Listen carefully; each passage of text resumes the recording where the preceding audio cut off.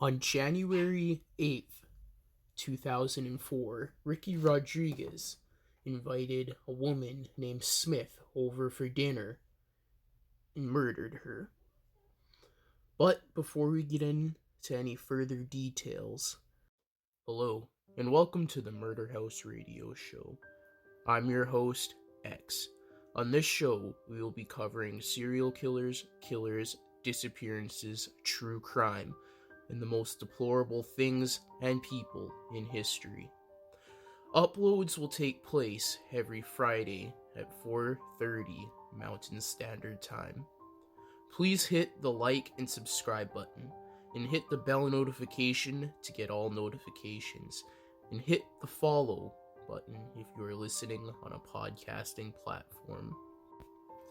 With all that out of the way, sit back, grab some coffee or whatever your preferred beverage is, turn down the lights, and enjoy the show. Ricky was born David Moses Zerby on January 25th, 1975, to Karen Zerby, his mother, the leader of a cult, Children of God. His father was a Spanish hotel waiter named Carlos, whom Karen had flirt-fished him. Flirt-fishing is where cult members, usually women, sleep with men to try to get them into the cult. Ricky was born in Spain. Karen and David Berg, her husband, were leaders in the cult called the Family. The name was changed from the Children of God. David and Karen spent their time traveling the world looking to conform new members. David took interest in Ricky because he believed Ricky would be called upon to become a prophet during biblical end times. Ricky was later unofficially adopted by David. Ricky's legal name was changed multiple times as he traveled across the world with Burge and Zerby as missionaries. No official adoption by the two ever took place, and he was cared for by nannies, young female members of the cult. He was also raised alongside Tishi, Zerby's daughter. On May 2nd, 1978, Burge declared in a publication that Rodriguez and Zerby would one day be the power to call down fire from heaven and devour their enemies. He also predicted they would both be killed and raised from the dead 3.5 days later, and Rodriguez would go on to guide the followers as a prophet during the biblical end times. Many who knew Rodriguez said he grew up shy and uncomfortable around the group members because his status as a supposed prophet. During Ricky's childhood, he was sadly and unfortunately sexually abused. While growing up in the cult, Rodriguez was frequently exposed to adults engaging in intercourse at Burge's home as part of group members' sexual sharing. When Ricky was 10 months old, Zerby and Burge asked Sarah, one of Ricky's nannies, to start creating a document titled the DeVito Book, which was also referred to as the Story of DeVito. The book contained descriptions of sexual interactions between Ricky and adults. This started when he was 10 months old. Most of these entries were sent out to members in the form of pamphlets called DeVito's Letters. The DeVito book was 765 pages long, which also included naked pictures of Ricky and teenage girls during orgies. One of Ricky's nannies, Angelina M., was present in these pictures, in one of which she is seen undoing his pants, and the picture is captioned, "Undressing for Sue." Out of all the cases I've covered, I don't think I've covered a case where the abuse is documented, per se. It's definitely a first. A man named Davida Kelly, who lived with Berg from the age of 13, said Rodriguez was sexually abused by pretty much all the adult women, including his mother, Zerby. According to an article by the LA Times, Berg reportedly had sex with numerous female members of the group in an effort to prepare Rodriguez to do the same when he became the leader. He was put into a teen training, in air quotes, in which he would have sex with multiple older teenage females every afternoon. In 1986, the cult, which was now called the Family, banned sex with minors and adults, which should have been a thing from day one, but, cults. Along with flirty fishing. Burge died in 1994. After this, Zerby, alongside her then husband, Peter Amsterdam, took full leadership of the cult.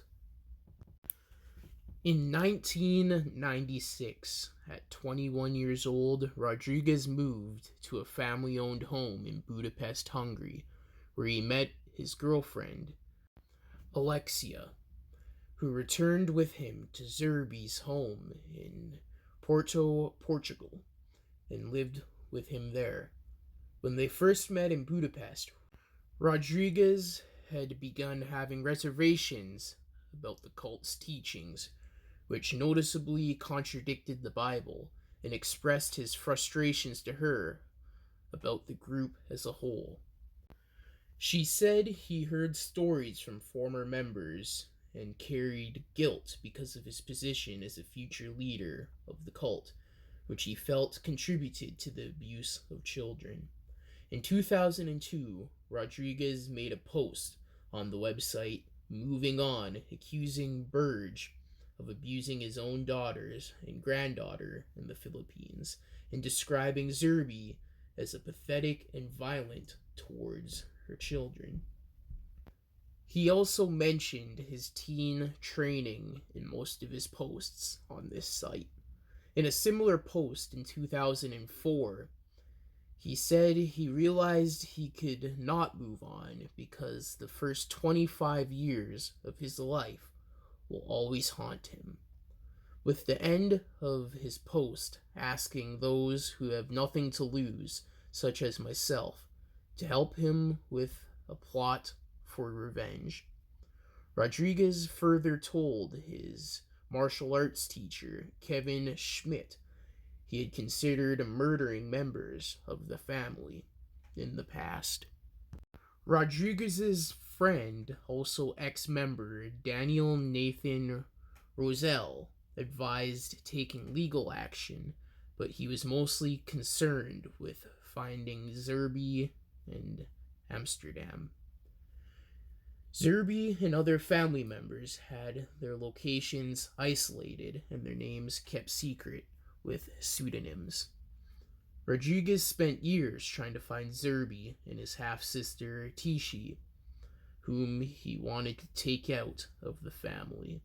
In the summer of 2004, Rodriguez left his girlfriend.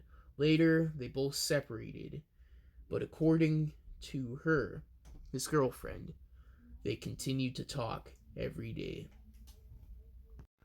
On January 7th of that year, Rodriguez recorded a videotape in which he discussed his thoughts of suicide and his desire for revenge, describing himself as a vigilante. He presented numerous weapons, including a Glock 23 pistol, a K-bar knife, a drill, and a soldering iron, and duct tape, some of which he planned to use for torture. Rodriguez specifically named Zerby as his target, stating that if he did not find her before he died, he will keep hunting her in the next life, or someone else will pick up the torch. Honestly, if I had a huge grudge like this against somebody and I died, I'm haunting their ass too. It'd just be like that. Rodriguez hinted to Smith as a person he intended to kill as well, and predicted his upcoming actions would result in conflict with law enforcement, but insisted he intended no harm towards police. After recording this video, Rodriguez contacted his friend, Celeste Jones, and told her of his suicidal thoughts. She encouraged him to testify in a legal case and said things will be taken seriously. He replied that he did not believe her. Rodriguez sent copies of the video to his ex-girlfriend, 2 of his family members, and a man named Martin. The next day, Rodriguez invited Smith to dinner in his apartment. After she arrived, Rodriguez stabbed her several times in the arm and then slit her throat. Rodriguez then left his apartment and drove to Bethel, California, where he arrived at midnight. He rented a motel room and called his family members in Lakewood, Washington, notifying them of the body in his apartment. Next, Rodriguez pulled into a parking lot near 14th Avenue, called his ex-girlfriend and told her he had killed Smith and asked her to call the police. He also told his ex he had killed Smith to avenge his sister Tishi and all those still in the family rather than himself. He said Smith didn't understand what she had done wrong as she was dying, so she was brainwashed. Lots of cult members are sadly brainwashed till the end, which is very sad. Rodriguez called the murder the hardest thing I've ever done in my life and said it did not make him feel better, which I hear a lot. Like cases like this where vengeful murders, the murders never seem to make the killer feel any better. Do you think it would make you feel better? Let me know. Would I feel better? I'm not too sure. Like, every person's different. Every person is definitely different. Rodriguez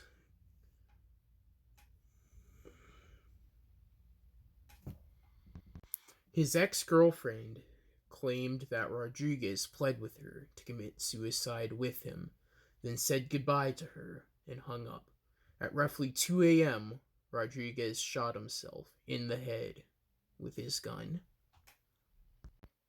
This was definitely an interesting case. I think I came across it on Reddit. It's definitely interesting. What do you guys think? But I'd like to apologize if this one was all over the place. I just got a new computer to research these videos with. I'm not used to compiling the information on the computer just yet, so you'll just have to bear with me. But I will definitely get better at it, and the next video will 100% be better. 100%.